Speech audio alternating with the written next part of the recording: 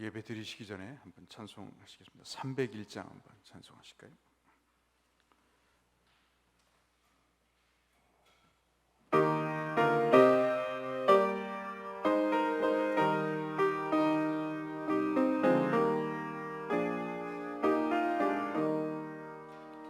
지금까지 지내온 것 주의 크신 은혜라. 한이 없는 주의 사랑 어찌로 말하랴. 자나깨나 주의 손이 항상 살펴주시고 모든 일을 주 안에서 형통하게 하시네. 몸도 남고 연약하나 세임받아 살았네. 물붓듯이 부으신 주의 은혜 족하다. 사랑 없는 거리에나 험한 산길에 맬 때 주의 손을 굳게 잡고 찬송하며 가리라. 주님 다시 배올 날이 날로 날로 다가와. 무거운 짐 주께 맡겨 벗을 날도 멀잖네. 나를 위해 예비하신 고향 집에 돌아가 아버지의 품 안에서 영원토록 살리라.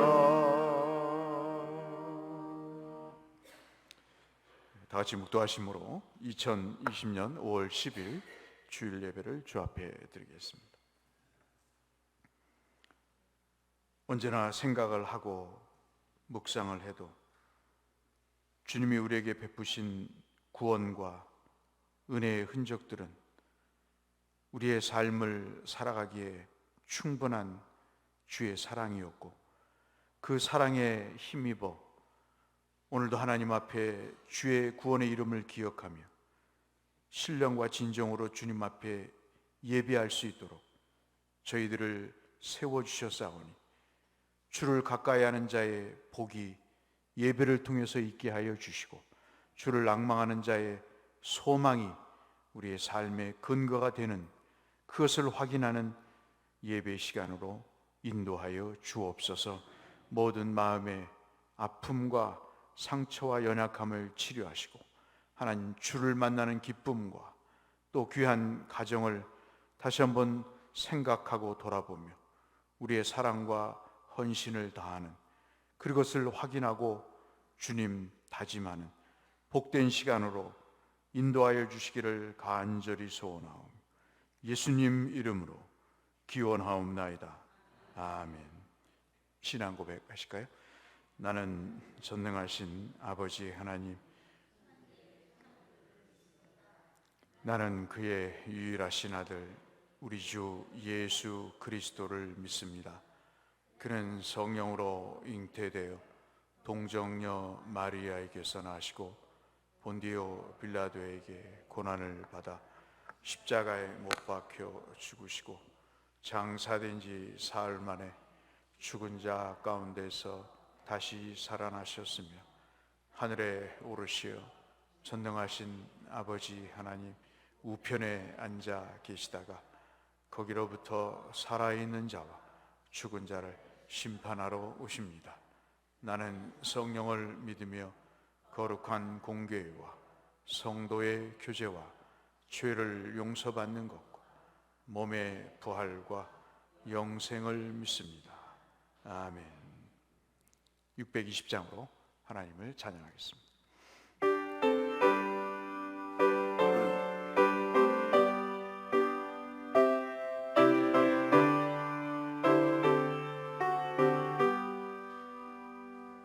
여기에 모인 우리 주의 은총 받은 자여라. 주께서 이 자리에 함께 계심을 아노라. 언제나 주님만을 찬양하며 따라가리니 시험을 당할 때도 함께 계심을 믿노라. 이 믿음 더욱 굳세라. 주가 지켜주신다. 어두운 밤에도 주의 밝은 빛 인도하여 주신다. 주님이 뜻하시니 헤아리기 어렵더라도 언제나 주 뜻 안에 내가 있음을 아노라. 사랑과 말씀들이 나를 더욱 새롭게 하니 때로는 넘어져도 최후 승리를 믿노라.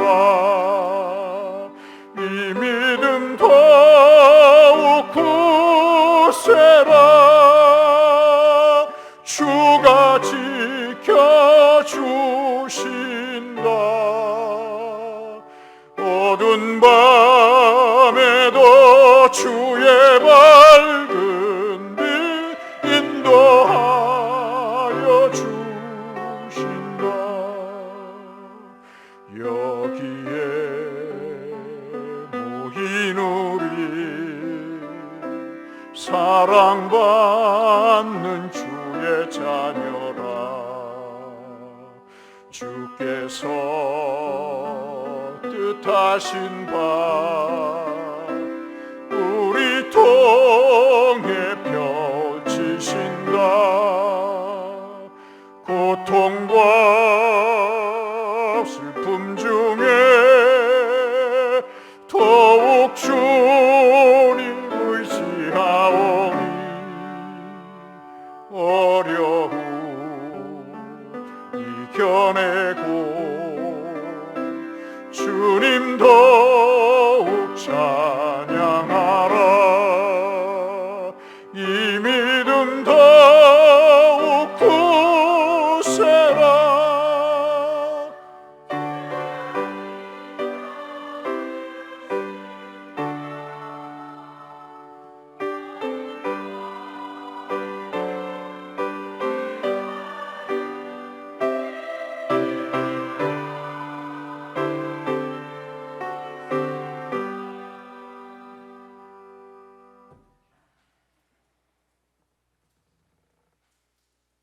하나님의 독생자 우리 주 예수님, 우리들의 모든 죄 다 씻기기 위하여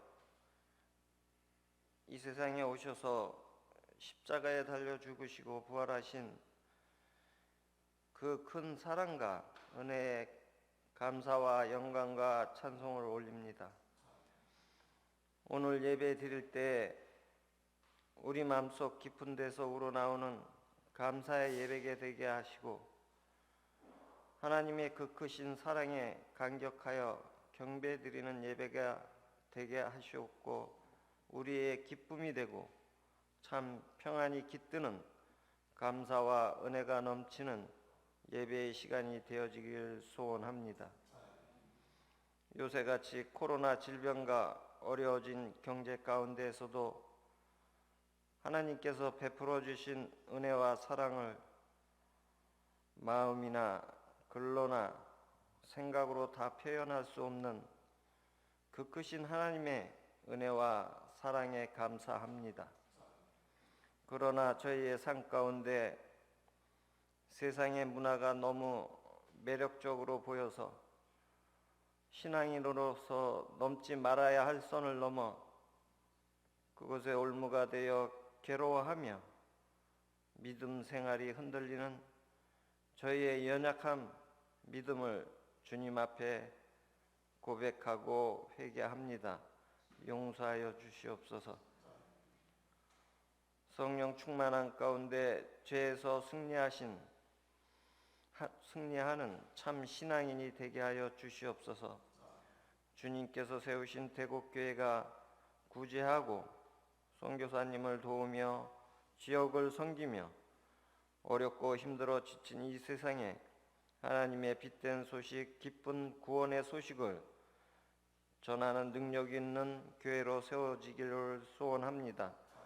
이 일들을 위해 세우신 목사님 건강 지켜주시고 성령 충만하신 가운데 하나님의 진리의 말씀을 전하실 수 있도록 도와주셔서 전하시는 그 말씀이 우리의 삶이 되고 성령의 열매로 맺어지게 하여 주시옵소서.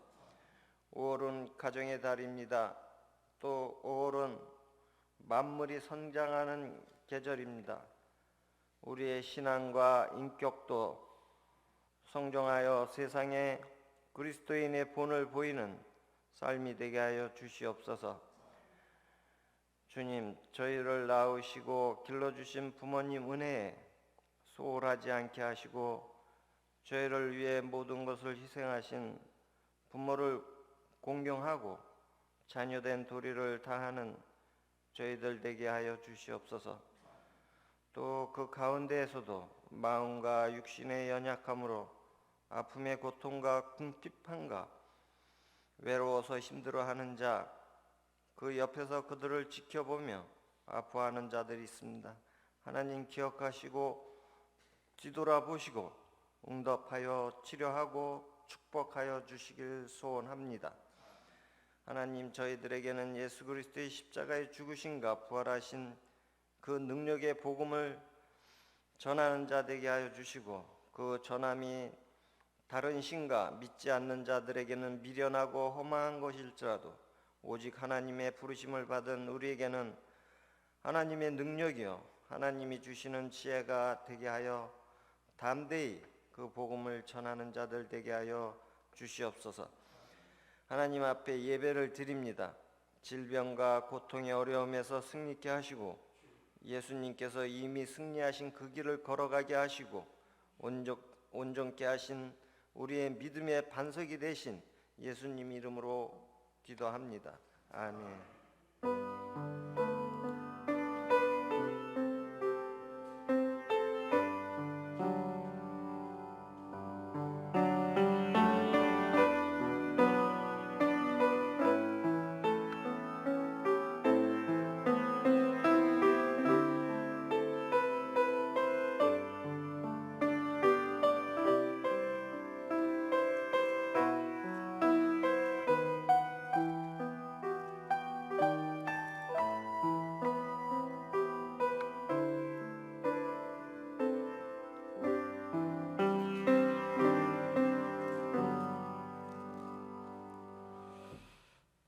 그간의 창세기 강해를 계속하고 있는데 오늘은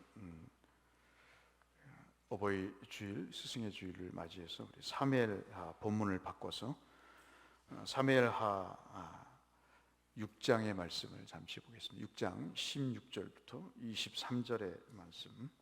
여러분이 갖고 계신 성경 구약 성경 472쪽에 있는 말씀을 잠시 보겠습니다.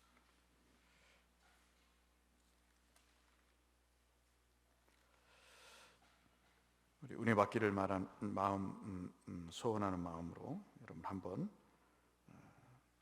16절부터 사무엘하 6장 16절부터 23절까지 한 절씩 화면과 성경을 보시면서 한번 교독하시겠습니다.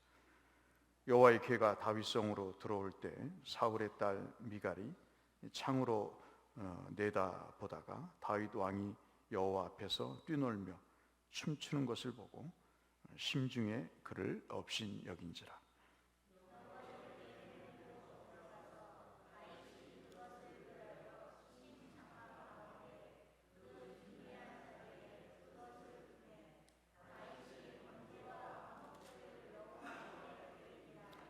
다윗이 번제와 화목제 드리기를 마치고 만군의 여호와의 이름으로 백성에게 축복하고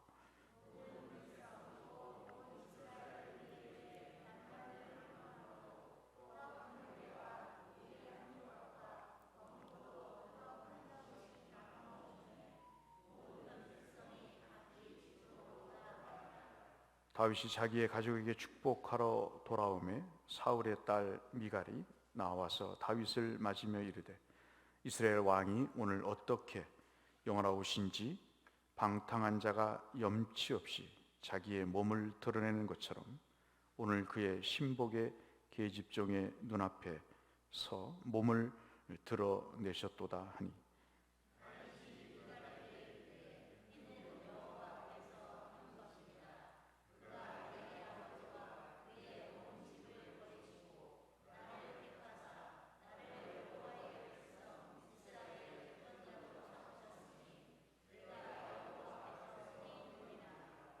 내가 이보다 더 낮아져서 스스로 천하게 보일지라도 내가 말한 바 계집종에게는 내가 높임을 받으리라 한지라.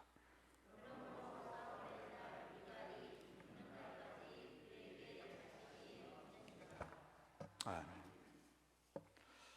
여러분의 가정에 그리고 자녀들에게 하나님의 축복이 대대로 충만히 임하시기를 주의 이름으로 축복합니다. 드라마를 좀 보게 됐습니다. 처음부터 본 건 아니고요.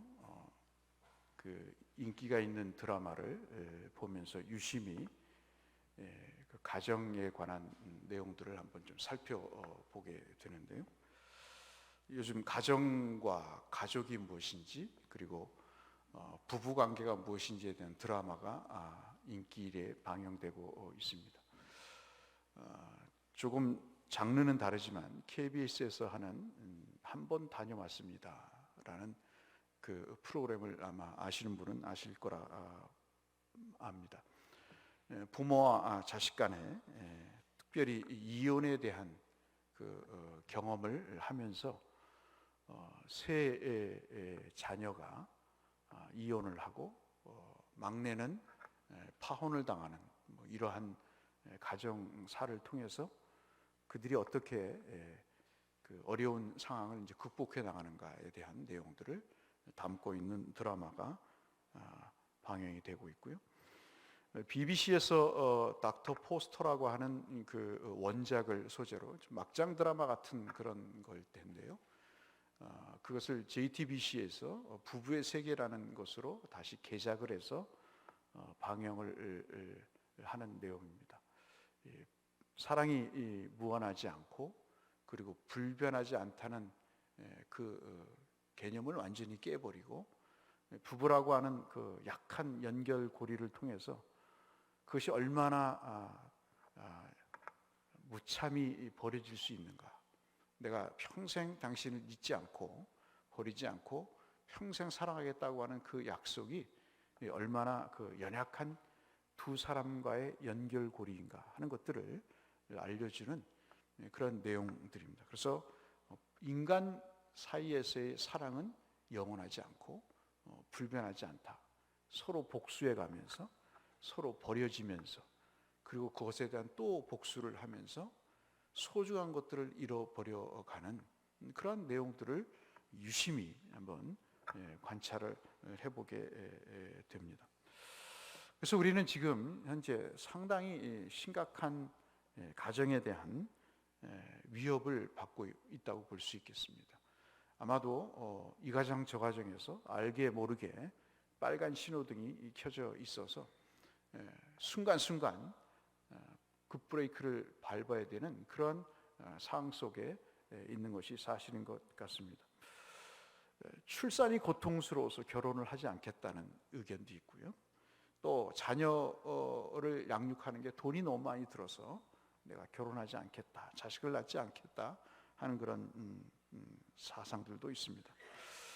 아주 부부간의 불화가 익숙해져서 이제는 아주 생활이 되어버리는, 그래서 같은 집에 살지만 각방을 쓰는 그런 경우들도 우리가 보게 되고요.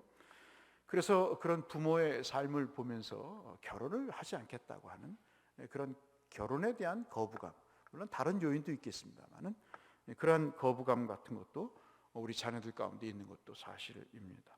다양한 가정의 문제들이 있죠. 심각한 언어적인 폭력이 있습니다.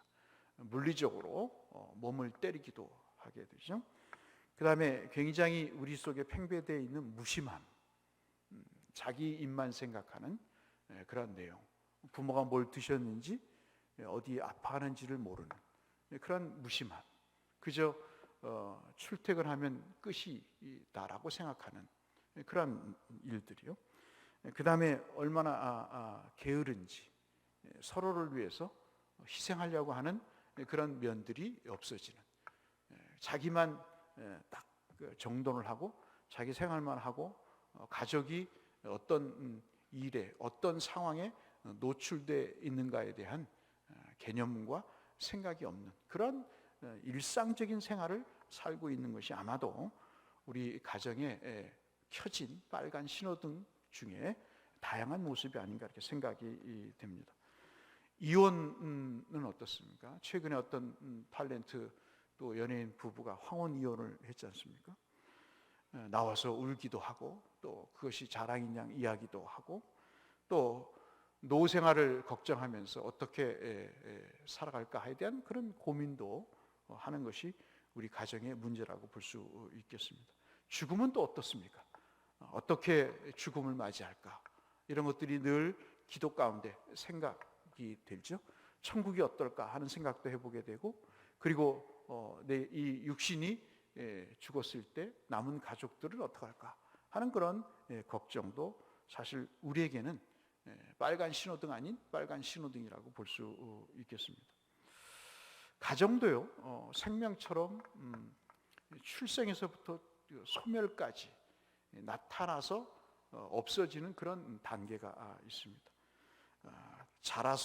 태어나서 자라서 그리고 소멸해버리는, 없어지는, 출산이 그렇고요, 자녀의 양육이 그렇고요, 그리고 또 그를 교육시키고 또 결혼을, 시집장가를 보내는 일, 그리고 죽음에 이르는 이러한 일련의 일들이 가정이 갖는 특별한 생명체로서의 그런 모습을 우리에게 보여주고 있습니다. 생명이 반드시 태어나야 하듯이요, 누구가 누구를 향해 당신이 왜 이 땅에 태어났냐라고 이야기하는 것처럼 가장 비극적인 욕이 없지 않습니까? 가정이 만들어져야 되나, 가정이 꼭 있어야 되나 하는 것은 당신이 왜 이 땅에 태어났는가 하는 말과 똑같은 거죠. 그래서 가정은 생명체이기 때문에 이 땅에 반드시 태어나야 됩니다. 그래서 두 남녀가 결혼하는 것은 그냥 선택의 문제가 아니라 이것은 축복의 문제고, 이것은 생명이 태어나는 그런 문제이기 때문에 우리가 개념을 좀 바꿀 필요가 있다고 볼 수 있겠죠. 그래서 가정은 꼭 세워져야 된다 하는 그런 생각입니다.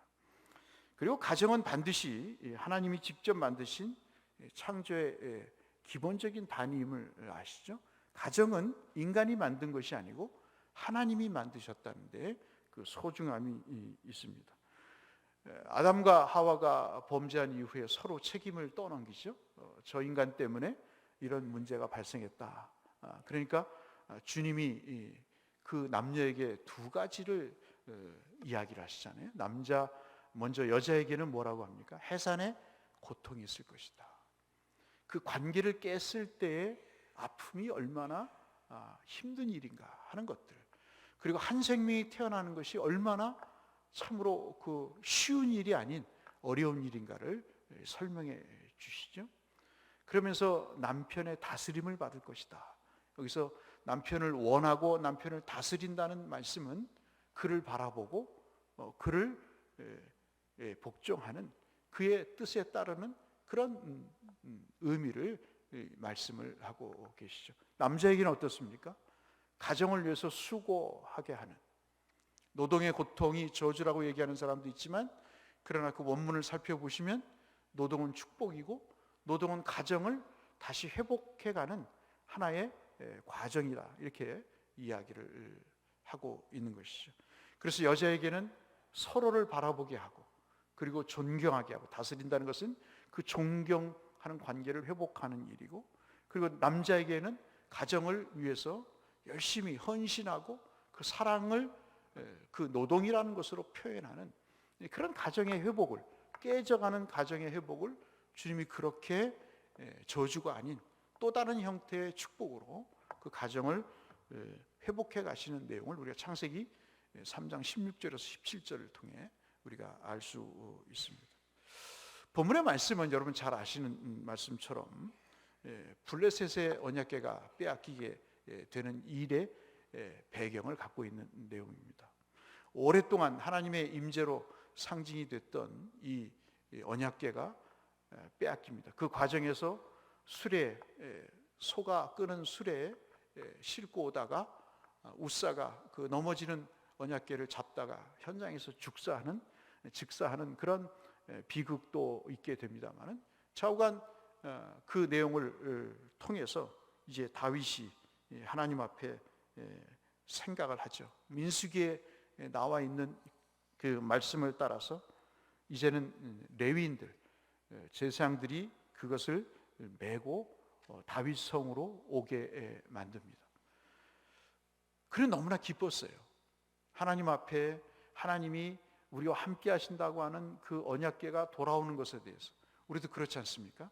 가족이 열심히 아침에 새벽같이 나가서 일을 하고 돌아오는 그 순간이 얼마나 기쁩니까? 오늘도 수고했소, 오늘도 참 고생 많았소, 이러면서 그렇게 농담 비슷하게 참 서로 쓰다듬어주고 안아주고 고생이 참 많았다라고 이야기하는 그 순간이 참 우리의 삶에서는 기대되는, 기다려지는 그런 순간이듯이, 다윗은 목동의 신분에서 사울의 뒤를 이어서 자기가 통일 왕국의 왕이 된 것은, 이 비천한 내가 그렇게 된 것은 정적인 수단과 인맥이 아닌 하나님의 은혜로 됐다는 그 생각 속에, 이제는 하나님이 이 언약궤를 통해서 함께 하시니 이 나라가 든든히 설 거라고 하는 그 기쁨 속에 이제 춤을 추게 되죠. 어떤 사람은 바지가 내려가는 것을 모르고 춤을 췄다는 사람도 있고, 우통을 벗고 춤을 췄다는 그런 사람도 있고, 좌우간 하여튼 좀 왕으로서는 보기 민망한 형태의 상황에서 춤을 추게 됩니다. 앞서 말씀드린 대로 민수기 4장 15절에 근거해서 제사장들이 메고 가야 될 언약궤를 우사가 만짐으로 즉사한 것을 알고 이 말씀을 다시 생각하고 레인들에 의해서 이제 메게 됩니다. 그리고 다윗 궁으로 그 언약궤가 돌아오게 됩니다. 여러분, 오늘 우리가 읽은 사무엘하에는 그렇게 자세하게 설명하고 있지 않지만, 여러분 주보에도 기록해 놨는지 모르겠습니다만 역대상 15장에 보시면 그 내용을 아주 자세하게 설명을 해놓고 있습니다.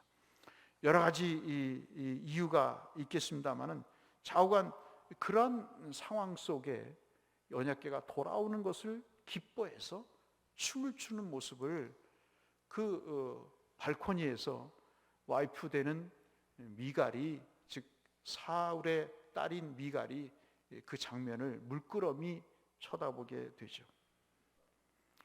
이 미갈은 어떤 사람입니까? 여러분 잘 아시다시피 이 미갈을 얻기 위해서 다윗이 200명의 블레셋 병사들을 죽입니다. 사랑이 없었던 것 같아요. 단지 사울의 그 상황 속에서 사울의 신임을 얻기 위해서 블레셋 군사를 200명을 죽여서 사울의 신임을 얻고 일약 사위가 됩니다.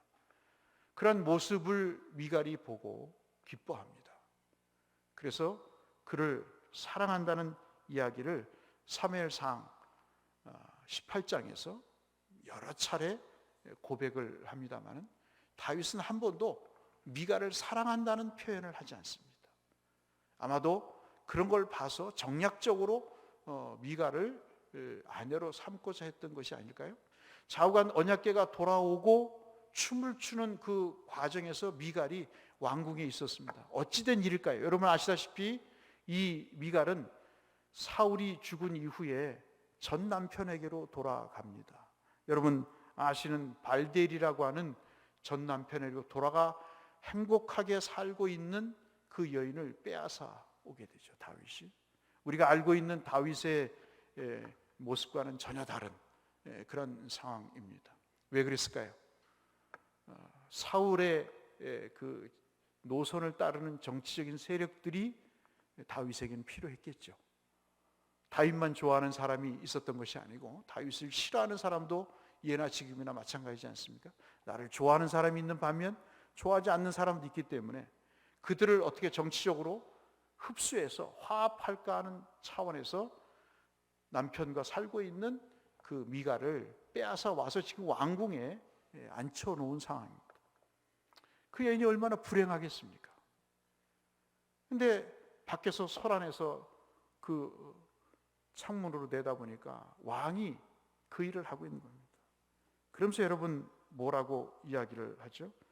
그 남편을 향해 다윗을 향해 마음으로 업신여겼다 그렇게 얘기합니다. 거기까지는 좋은데 그 다음에 여러분 한번 보실까요? 20절 다시 한번 보시면 언약궤가 돌아오고 번제와 화목제 제물을 드리고 백성들을 축복하면서 떡과 그리고 포도주와 그리고 건포도를 요즘으로 말하면 특식으로 백성들에게 나누어 주고 가족을 축복하러 옵니다. 근데 그때 미갈이 입을 다물었으면 좋겠는데 뭐라고 이야기하죠? 다윗을 맞으며 이르되 이스라엘 왕이 비꼬는 거죠. 너가 이스라엘 왕이니 오늘 어떻게 영화로우신지. 전혀 영화롭지 않은 거죠. 영광스러운 모습이 아니라는 이야기를 이렇게 비꼬듯이 얘기하죠. 방탕한 자 염치 없이. 방탕한 것은 분별을 못하는 막무가내 그러한 정신적인 그런 창난자같이 정신병자같이 방탕한 자 염치 없이 자기의 몸을 드러내는 것처럼 방탕한 자는 그렇게 산다는 거죠. 오늘 그의 신복의 계집종의 눈앞에서 몸을 드러내셨도다. 이것이 이제 오늘 이야기의 스토리의 내용입니다. 어떤 가정에 교회든 그렇습니다. 가정이든 어떤 단체든 어떤 관계 속에 갈등이 있다는 것은 그것이 여러 경로를 통해서 여러 시간의 과정을 통해서 쌓여서 만들어진 거죠. 부부간에도 그렇지 않습니까? 하루아침에 한 건 때문에 이혼하는 일은 거의 없을 겁니다. 부모와 자식 간에 문제가 생겼다고 부모의 자식의 연을 끊는 일은 거의 없을 겁니다. 그것을 해결하지 않고 서로 봉합하지 않고 용서나 화해하지 않고 계속 묵혀두었을 때 그것이 어떤 계기로 인해서 도화선이 돼서 터져서 폭발이 되는 거지. 지금 미갈이 그렇게 다윗을 향해 업신여기는 일은 아마도 여인으로서의 뼈아픈 상처가 있었을 것입니다. 앞서 말씀드린 대로 미갈은 다윗을 사랑했지만 한 번도 다윗에 대한 사랑을 경험하지 못한 참으로 불행한 여인. 한나는 자식이 없어서 불행했지만 남편의 사랑이 있었습니다. 그런데 아무리 왕비가 돼도 남편이 사랑하지 않는데 그 여인이 무슨 근거를 가지고 행복할 수 있겠습니까? 재산이 많은들, 자식이 많은들 무슨 행복의 조건으로 그 여인이 살겠습니까? 아까 말씀드린 JTBC에서 방영하는 부부의 세계도 그러한 삐뚤어진 사랑과 그리고 깨진 사랑들의 면면들을 보면서 그 한 대상이 한 대상을 사랑한다는 것이 얼마나 소중한가 하는 것을 우리에게 여실히 보여주고 있는 것이죠. 미갈은 남편 다윗에게서 자신에 대한 사랑과 자신의 가족에 대한 헌신을 찾아보지 못했습니다. 그가 신앙이 좋은지는 모르겠어요. 하나님을 향해 열심을 가지고 그가 모든 일에 책임을 가지고 정직하게 행했는지 모르지만 한 여인의 남편으로서의 사랑은 빵점이었다는 것이죠. 제가 그래서 성경을 사무엘서 역대 상하를 다 찾아봤습니다. 단 한 번도 다윗이 미갈을 사랑했다는 구절을 찾아볼 수가 없었습니다. 쾌한 짓 했다 하는 생각이 들 정도로, 그러면서 제 자신을 또 발견하게 됩니다. 우리는 다윗과 미갈의 가정을 통해서 행복한 가정에 서로 헌신과 책임이 없는 것에 대한 그러한 가정의 삐뚤어진 모습을 보면서 우리 가정의 특히 어버이 주일, 스승의 주일을 맞이해서 우리가 무엇을 지금 놓쳐가고 있는가를 생각해 보게 됐습니다. 예일대 심리학과 교수가 있습니다. 아주 유명한 사람인데요, 로버트 스탠버그라고 하는 사람이 있습니다. 이 사람이 쓴 책 가운데 사랑의 삼각 모델이 있습니다. 그 사랑의 삼각 모델의 가장 큰 정점이 뭐냐면, 꼭대기에 있는 것이 뭐냐면 열정이라고 합니다. 서로를 사랑하는 열정인 것이죠. 우리 이 부부간의 문제가, 가정의 문제가 심각해지는 게 이 열정이 사라지는 것 때문일 것입니다. 다윗도 처음에 사랑했다가 열정이 식어졌는지, 애초부터 미갈을 얻기 위한 정략적인 결혼 때문에 그렇게 비극적인 상황이 나타났는지 모르겠습니다만 이 열정이 가장 정점이라고 보고요. 그 다음에 양옆에 두 가지의 내용이 친밀감, 이것은 스킨십을 통해서 안아주고 인정해주고 사랑해주는 관계를 통해서 아마도 그 친밀감이 확인이 되겠죠. 앞서 말씀드린 대로 밥을 먹었는지 약을 먹었는지 잠을 요즘 잘 자는지 못 자는지 남들도 물어보는데 자식들은 물어보지 않는, 남들 구역장은 물어보는데 남편은 물어보지 않는 이러한 상황 속에서 어찌 친밀감을 얻을 수 있겠습니까? 그 다음에 헌신이죠. 여러분, 언젠가 한번 말씀을 드렸는지 모르겠습니다만은 우스개 이야기입니다만은 이솝우화와 같은 그런 내용이 있습니다. 한 동화에 나오는 이야기를 들려드렸는지 모르겠습니다. 고목나무에 다람쥐 가족이 살았다지 않습니까? 그 다람쥐 가족이 살고 있을 때 참 행복하게 가난하지만 살았답니다. 그런데 어느 날 남편이 너무 남편으로서 미안하니까 이야기를 하는 거죠. 여보, 참 고생이 많다고, 그렇게 어려운 살림을 어떻게 꾸려나가냐고, 내가 지금까지 게을렀으니 내가 이제 열심히 일을 해서 우리 가정을 먹여 살리겠다고 이렇게 이야기를 합니다. 아내는 무척 행복했어요. 그래서 열심히 이 아빠 다람쥐가 일을 해서 해가 뜨기도 전에 숲에 나가서 여러분 아시는 과일과 열매들을 쥐어다가 가족들을 먹여 살렸습니다. 저녁에는 지친 몸으로 오게 되죠. 그래서 그 가정은 참 잘 살게 됐다는 것 아니겠습니까? 집도 좋은 데로 이사를 하게 되고 남부럽지 않게 살게 됐어요.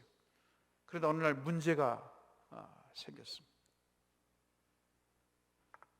가정에 남편, 아빠가 없어졌다는 거죠. 어느 날 거의 새벽녘에 열심히 일을 하고 아빠 다람쥐가 들어오는 것을 보고 와이프가 이렇게 이야기를 했답니다. 여보, 너무 외로워. 애들도 그래요. 나만이 아니라 애들도 아빠 얼굴을 잊어버릴 것 같아요. 당신은 우리를 진짜 사랑하는 거 맞아요? 당신의 사랑을 전혀 느낄 수가 없어요. 남편이 열받는 거죠. 지금 누구 때문에 새벽같이 일을 하고 누구 때문에 이렇게 쉬지도 못하고 열심히 일을 해서 먹여 살리는데 고작 하는 얘기가 그것밖에 안 되냐고 이제 소리를 지르는 거죠. 여보, 무슨 소리야? 내가 당신과 당신을 아들들을 사랑하지 않는다는 게 무슨 말이야? 내가 지금 열심히 일하는 모습이 내가 당신을 향한 사랑의 표현이야. 아내는 울기만 합니다. 전혀 그 이야기를 들으려는 마음의 준비가 되어 있지 않죠. 이렇게 부부가 싸우니까 애들 다람쥐가 잠에서 깨어 납니다. 형 다람쥐가 동생들을 깨우면서 야, 잘 봐. 저분이 우리 아빠야. 저분이 열심히 일을 해서 저분이 우리가 가진 것을 다 제공해 주는 아주 소중한 분이야. 그렇게 이야기를 하니까 막내 다람쥐가 뭐라고 이야기를 하냐면 이렇게 이야기를 하더라는 거잖아요. 형, 그럼 저분에게 우리 아빠를 사달라고 하자. 우리 아빠를 좀 사달라고 하자. 저분이 모든 것을 사준 분이라면 저분에게 우리 아빠를 사달라고 하자 하는 그런 철없는 이야기를 했다는 이야기는 우리에게 상당한 생각을 하게 만드는 겁니다. 우리는 지금 다윗과 미갈을 보면서 우리의 모습을 보자 하는 것이죠. 미갈은 남편에 대한 존경심이 없었습니다. 우리도 그럴 때가 있죠. 신앙의 일 때문에 가족을 돌보지 않는, 세상 일 때문에 가족을 등한시하거나 심지어는 가족을 이용하는 그런 경우를 우리는 보게 됩니다. 이러한 반응들은 상당히 우리로 하여금 더 가정을 악화시키는 일로 우리를 이끌어 갑니다. 다윗이 에봇을 입고 그리고 하나님 앞에 덩실덩실 춤을 추는 것은 신앙의 표현일 것입니다. 그것이 월권이든 월권이 아니든 그것은 아마도 신앙의 모습일 것입니다. 그러나 그 모습을 보면서 미갈은 속으로 울었을 것입니다. 당신이 하나님을 사랑하듯 당신이 와이프인 나를 사랑하는가? 제가 목회를 해보면서 느끼는 게 있어요. 처음에는 모두가 다 신앙생활을 열심히 했으면 좋겠어요. 기도도 열심히 하고 헌신도 열심히 하고 헌금도 많이 하시고 그리고 정말 교회를 반듯반듯 빛내는 그런 일의 주인공들이 되기를 바라는 마음 간절합니다. 그러나 또 하나의 간절함이 있어요. 때가 되면 집에 가서 가족들과 함께 하는 것입니다. 때가 지나고 밥때가 지났는데도 교회에 무슨 할 일이 있다고 남아있는 모습을 저는 참 이해가 안 될 때가 있어요. 사랑하는 성도 여러분, 다윗은 우리에게, 미갈은 우리에게 다윗을 통해서는 하나님만을 사랑하고 가족을 생각지 않는 편협된 한 사람의 모습을 보게 되고요. 남편과 그 부부가의 관계 속에서 하나님이 창세기 아까 말씀드린 3장 16절 17절에 너는 남편을 원하고 남편의 다스림을 받으라고 하는 그 말씀을 잊어버리고 남편을 비꼬고 남편을 비웃는 또 다른 편협된 불완전한 모습을 보게 되는 거죠. 그래서 우리는 이 일에 대해서 가정의 달에 맞이해서 우리가 지금 무엇을 놓치고 있는가를 균형 있게 살펴보자는 취지에서 이 본문을 선택하게 됐습니다. 그런데 저는 마지막 여러분에게 이 말씀을 함께 나누고 싶은 것입니다. 자신을 업신여기며 비웃는 미갈에게 다윗이 한 말입니다. 여러분 20절 이하에 보실까요? 특별히 21절 말씀을 한번 보시면 우리 가정에 정말 놓쳐서는 안 될 이야기가 여기에 들어있다는 것을 여러분과 함께 나누고 싶습니다. 여러분 21절을 같이 한번 읽어보실까요? 같이 읽겠습니다. 시작.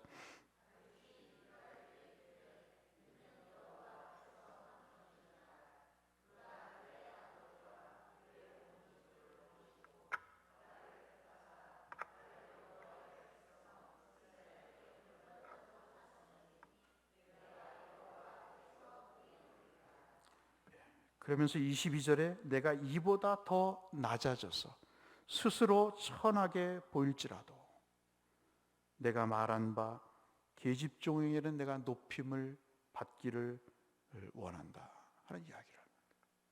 두 가지를 이야기를 하죠. 당신과 내가 하나님 앞에 서기를 원한다 하는 겁니다. 우리가 진짜 잊어버리는 것은 이장로님 기도하셨듯이 코로나일 수도 있습니다. 경제적인 어려움일 수도 있습니다. 진짜 잊어버리는 게 뭘까요? 그것은 가정에서의 말씀일 겁니다. 우리가 진짜 잊어버리고 사는 것은 사랑도 아니고 존경과 배려와 헌신과 노력도 아닐 것입니다. 온전하지 못한 다윗이지만 다윗에게는 한 가지 서 있는 것이 있었어요. 그것은 뭐냐면 여호와 앞에서 행하는 것이다. 나는 여호와 앞에서 한 거야. 이게 가장 우선이야 라고 이야기를 하는 거죠. 그리고 두 번째 따끔한 이야기를 하죠. 22절 당신에게만이라도 나는 높임을 받기를 원해. 이거는 나를 대접해 달라는 말이 아니고요. 앞서 창세기 3장에서 말씀하신 하와에게 하나님 하신 말씀, 너는 남편을 원하고 남편의 다스림을 받으라고 하는 그 말씀에 대한 또 다른 표현일 것입니다. 부부가, 가정이 하나님의 말씀에 뿌리를 내리고 온전하지 못한 두 사람이 만나서 자녀를 낳고 살면서 얼마나 많은, 한번 다녀왔습니다. 부부의 세계와 같은 그런 시행착오를 겪지만 그래도 우리가 새 사람으로 변해가는 그 모습 가운데 한 가지 놓지 말아야 될 것은 우리 가정의 핵심은 하나님이어야 된다 하는 것입니다. 그리고 그 일을 통해서 모든 것이 회복이 되어야 된다 하는 것이죠. 이것이 오늘 본문이 우리에게 말씀해 주는 내용이고, 우리가 온전치 못하지만 저희 가정도 마찬가지입니다. 저도 온전치 못하지만 그래도 이 말씀을 붙잡고 이 가운데 살려고 우리 모두가 애를 쓰시듯이 여호와 앞에서 행하는 가정, 말씀으로 뿌리를 내려서 흔들어가는 가정을 온전하게 세워가는, 우리 아버지 엄마는 실패했어도 내내부터는 내가 온전한 가정을 이루어가겠다고 다짐하고 또 다짐하는, 말씀에서 확인하는 그런 사람이 진짜 가정의 달에 주 앞에 예배하는 믿음의 본질이 아닌가 해서 이 말씀을 드렸습니다. 이 귀한 가정의 회복이 우리 모든 성도님들의 가정에 임하시기를 주의 이름으로 축복합니다. 거룩하신 아버지 하나님, 주님이 우리 가정의 주인이 되어 주시고 우리 삶의 중심이 되어 주옵소서. 예수님 이름으로 축원하옵나이다. 아멘. 새로운 찬송인데요, 556장 한번, 어렵지 않습니다. 같이 한번 하나님 앞에 찬송으로 영광 올려드리겠습니다.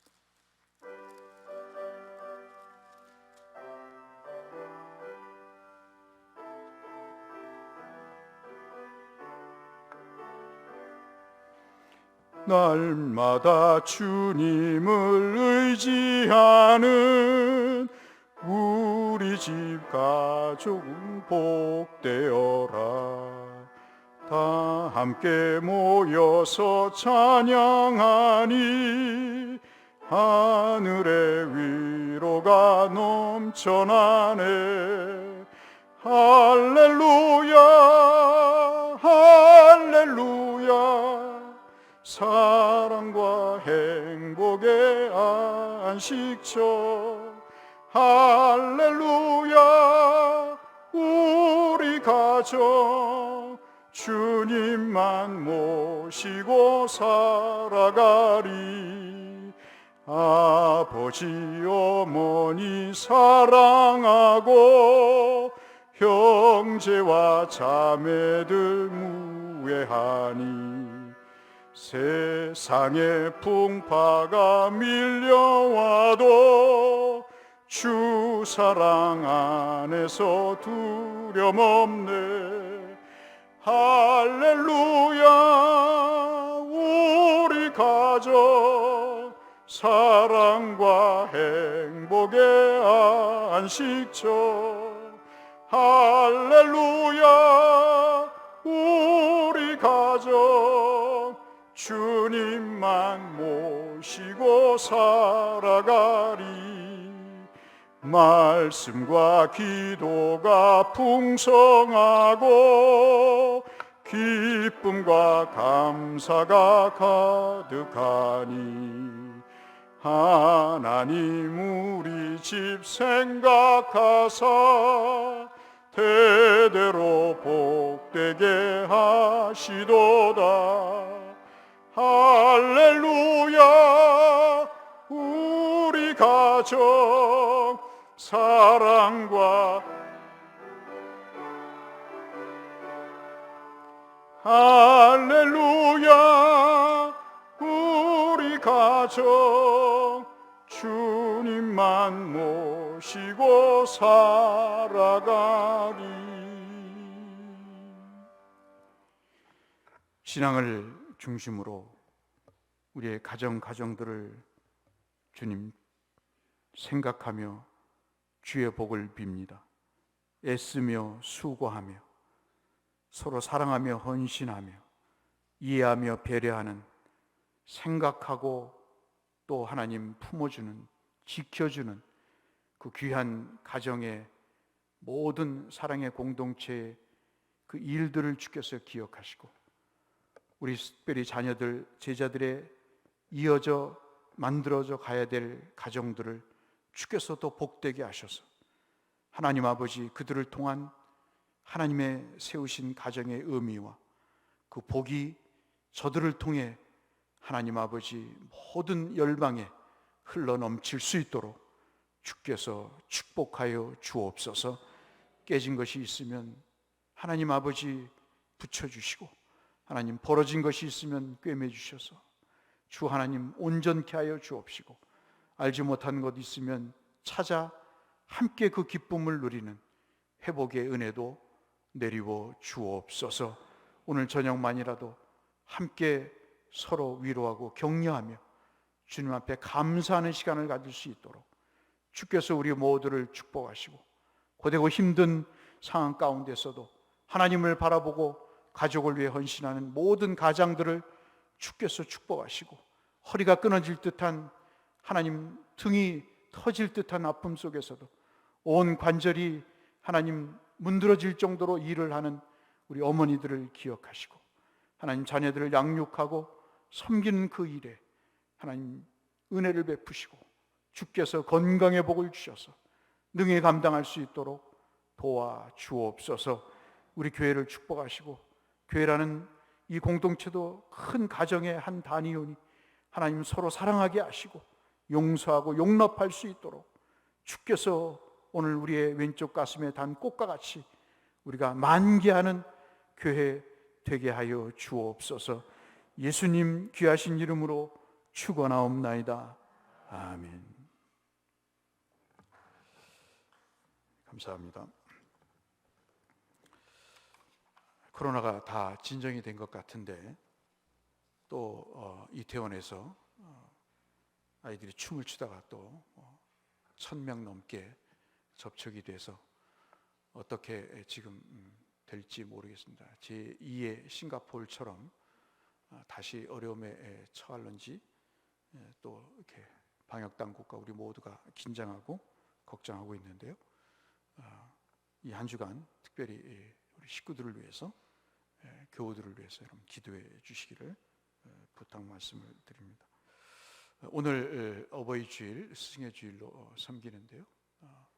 자그마한 선물이라도 그리고 또 카드라도 또는 문자라도 전화라도 함께 하셔서 특별히 우리 주일학교 그다음에 중고등부 청년을 섬기시는 귀한 분들을 위해서 우리 함께 그 노고에 치하해 주시면 감사하겠습니다. 혹시 강사님 뭐 선물 준비된 거 있습니까?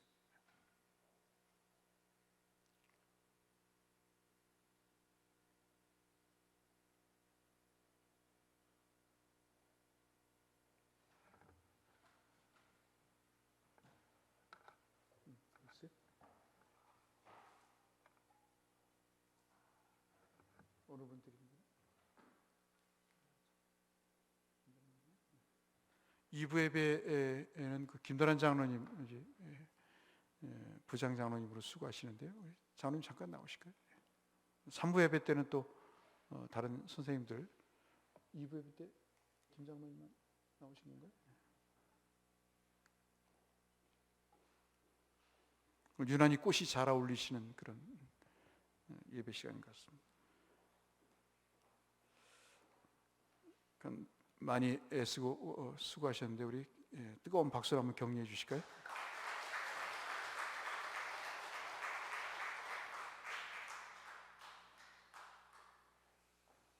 한번 기도하겠습니다.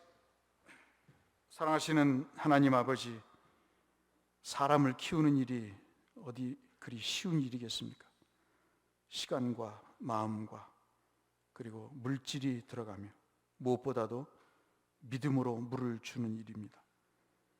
김 장로님의 애씀과 수고에 주께서 만복의 은혜를 베풀어 주시고 특별히 주일학교와 교회학교를 위해서 수고하시는 우리 귀한 강로사님과 부장 장로님, 집사님들, 선생님들을 축복하시고 주의 은혜 가운데 풍성한 열매를 맺게 하여 주옵소서. 예수님 이름으로 축복하며 기도드리옵나이다. 아멘. 감사합니다. 다시 한번 뜨거운 박수로 격려해 주시기 바랍니다. 다른 광고는 주보를 참조해 주시고요. 계속 선교지를 위한 중보 기도를 드리고 있습니다만은 여러분 가정에 마스크가 좀 준비된 것이 있으시면 여유분이 있으시면 교회를 좀 주시면 선교지에 어떤 경로로든 전달을 하도록 하겠습니다. 없어서 못 보내는 상황이고요. 우리는 지금 진정 국면에 이르고 있지만 지금 뭐 다른 나라는 심각한 상태이고요. 그래서 특히 여름에 그 더위가 찾아와서 마스크가 굉장히 더위를 더 힘들게 할 텐데요. 지금 에어컨 문제가 여러분 중국에서 처음 이 우한에서 발원이 됐을 때 식당에서 에어컨을 튼 것 때문에 그 에어컨이 그 순환되는 그 부분에 있는 사람들이 감염이 됐다는 것이 보도가 된 이후에 지금 에어컨을 이제 얼마 안 있으면 틀어야 되는데 여러분 그 마스크를 덮더라도 교회 오실 때 마스크를 꼭 예배 시간에 쓰시고요. 그래서 좀 감염으로부터 우리가 예방될 수 있도록 함께 노력해 주시면 감사하겠습니다. 철저하게 소독을 해서 필터를 소독을 해서 하겠습니다만은 아마도 장로님들하고 말씀을 나눴습니다만은 이 문을 좀 열어놔야 될 것 같습니다. 에어컨을 틀어도 환기가 되는 것이 오히려 더 감염의 가능성을 낮게 할 수 있는 그런 최선의 방식이라서 그렇게 여러분 이해해 주시고 이 여름철에 우리 성도님들 감염되지 않도록 여러분 중보해 주시기를 부탁드립니다. 다 같이 일어나셔서 찬송하시고 축도로 예배를 마치겠습니다.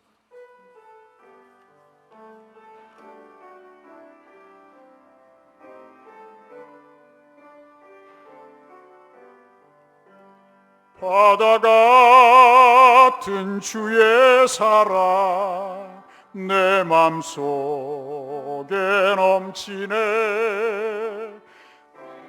이 주를 위해 보혈 흘려 주셨네.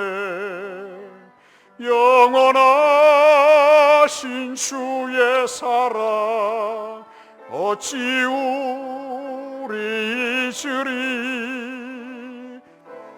주신 주님만은 영원히. 우리 4절 하겠습니다. 갈보리 그 언덕에서 갈보리 그 언덕에서 깊은 샘이 터지고 하늘 문이 다 열리며 주의 자비 넘치네.